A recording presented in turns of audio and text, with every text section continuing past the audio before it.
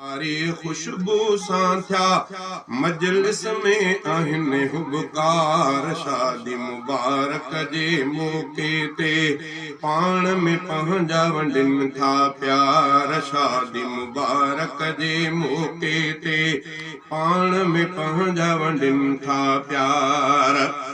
आहे निकाह अज़ीम इबादत प्यारे रसूल जी प्यारी सुन्नत। प्यारे रसूल जी प्यारी सुन्नत।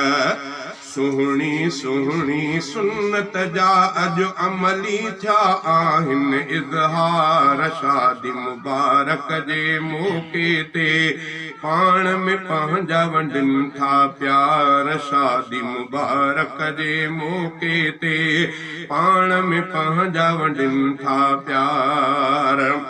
मोहब्बत जा मैदान सजी विया अंगण ते मिठड़ा माइट अची विया। अंगण ते मिठड़ा माइट अची विया। नफ़रत जा निशान टुटा ऐं मोहब्बत जा माणिया मीनार। शादी मुबारक जे मौके ते पाण में पंहिंजा वंडनि था प्यार। शादी मुबारक जे मौके ते पाण में पंहिंजा वंडनि था प्यार। मोहब्बत वारी खुशबू सां थिया मजलिस में आहिनि महकार। शादी मुबारक जे मौके ते पाण में पंहिंजा वंडनि था प्यार। शादी मुबारक जे मौके ते पाण में पंहिंजा वंडनि था प्यार। घोट थियो मसूद भलारो घोट हुसैन बणियो प्यारो। घोट हुसैन बणियो प्यारो। घोट थियो मसूद भलारो घोट हुसैन बणियो प्यारो। घोट हुसैन बणियो प्यारो।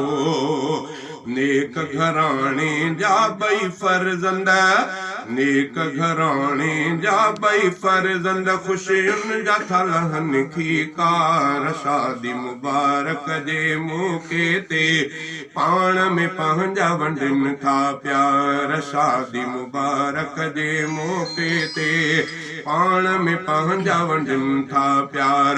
मोहब्बत वारी खुशबू सां थिया मजलिस में आहिनि महकार। शादी मुबारक जे मौके ते पाण में पंहिंजा वंडनि था प्यार। कारी इस्माइल जा ॾोहिटा कारी किफ़ायत जा से बचड़ा। कारी किफ़ायत जा से बचड़ा।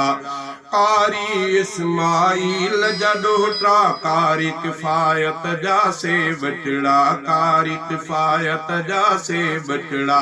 तिन मरहूमनि जे क़ब्रुनि ते रब जे रहम जा थियनि वसकार। शादी मुबारक जे मौके ते पाण में पंहिंजा वंडनि था प्यार। शादी मुबारक जे मौके ते पाण में पंहिंजा वंडनि था प्यार। सैफुल्लाह मुबारक ॾे थो ऐं ख़ुदा खां दुआऊं घुरे थो। ऐं ख़ुदा खां दुआऊं घुरे थो। शाल सदा सुख सिख सां शाल सदा सुख सिक सां गुज़ारिन कीन ॾिसनि के ॾुख ऐं ॾुखार। शाल सदाई सुख सां सिक सां शाल सदा सुख सिक सां गुज़ारिन कीन ॾिसनि के ॾुख ऐं ॾुखार।